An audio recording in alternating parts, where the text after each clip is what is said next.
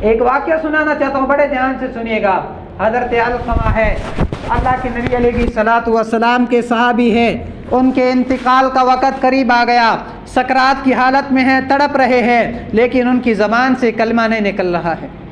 دوڑے آئے اللہ کے نبی علیہ الصلوۃ والسلام کے پاس، فرمایا کہ دیکھو علقمہ آپ کا صحابی ہے، صحابی رسول ہے، اور اس نے اپنی زندگی میں آپ کو دیکھا ہے، آپ کی حدیثوں کو سنا ہے، آپ کی حدیثوں کو اس نے یاد کیا ہے، لیکن ابھی اس کی سکرات کی حالت چل رہی ہے، اس کی زبان سے کلمہ نہیں نکل رہا ہے۔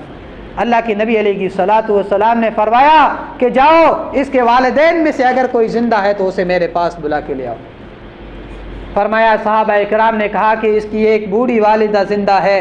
اللہ کے نبی علیہ الصلوۃ والسلام کی خدمت میں بلایا گیا۔ فرمایا اللہ کے نبی علیہ الصلوۃ والسلام نے فرمایا کہ علقمہ کے بارے میں تیرا کیا خیال ہے؟ فرمایا کہ میرا بیٹا بڑا متقی پرہیزگار ہے، 5 وقتہ نماز ادا کرتا ہے، تہجد کی نماز کبھی نہیں چھوڑتا ہے، اشراق اور چاشت کی نماز بھی پابندی سے پکڑا ہے، لیکن اس نے اپنی زندگی میں مجھے ایک تکلیف دی تھی۔ دھیان سے سننا میری بات کو، دل کے کان کھول کر میری بات کو سننا۔ اللہ کے نبی علیہ الصلوۃ والسلام، وہ عورت کہہ رہی ہے اس نے اپنی زندگی میں مجھے ایک تکلیف پہنچائی تھی، میں دنیا میں تو کیا میں قیامت تک اسے معاف نہیں کر سکتی۔ اللہ اکبر۔ والدین اگر بد دعا کرے تو انسان اگر کتنا بھی بڑی متقی اور پرہیزگار ہو جائے، اگر مسجد کا کونا پکڑنے والا ہو جائے تو اللہ تبارک و تعالیٰ اسے جہنم میں پھینک دیتے ہیں۔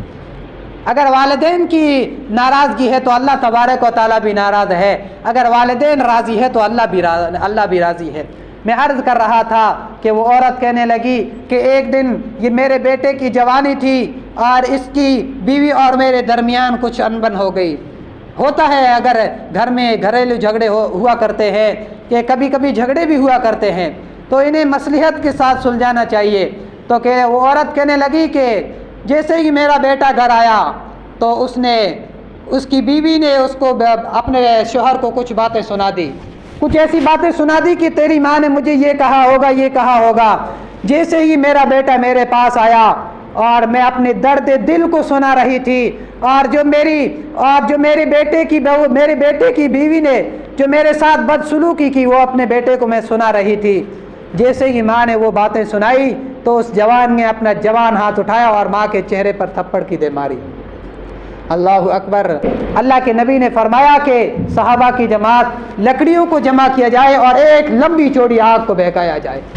وہ عورت جب اس نے سنا کہ اللہ کے نبی علیہ الصلوۃ والسلام کیا بات ہے، لمبی چوڑی آگ بہکانے کا کیا مقصد ہے، اللہ کے نبی نے فرمایا کہ جو اپنے ماں باپ کا نافرمان ہو اس کی یہی سزا ہے کہ اسے زندہ جلا دیا جائے۔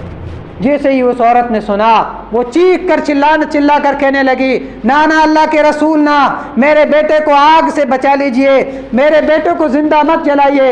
اللہ کے نبی علیہ الصلوۃ والسلام نے فرمایا، او ماہی تو دنیا کی آگ سے ڈرتی ہے، لیکن دنیا کی آگ سے جہنم کی آگ 70 گنا بڑی ہے۔ اگر تو نے بیٹے کو دنیا میں معاف نہیں کیا تو اللہ تبارک و تعالیٰ اسے گھسیٹ کر جہنم میں ڈال دے گا۔